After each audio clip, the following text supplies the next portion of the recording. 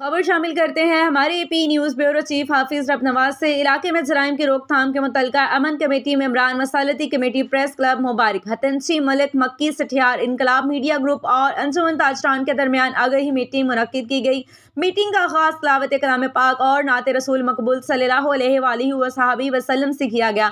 Meeting में मुतहदा मरकजी अंजुमन ताजरान मुबारकपुर, हथनची, चौक भट्टा शामिल थे। सिक्योरिटी कैमरे ठिकरी पहरा के हवाले से बातचीत की गई और जराइम पेशा अफराद से बचने के लिए गुफ्तगू की गई। मुतल्लिका थाना Nowshera Jadidpur beat officer assistant sub inspector Khawaja Muhammad Asif ने कहा कि ताजरान और शहरियों के ताउन से जराइम को कंट्रोल में काफ़ी मदद मिलती है। तमाम शहरियों का फ़र्ज है कि मोहल्ले में कोई भी नया करारदार आए तो इस पर कड़ी नज़र रखें।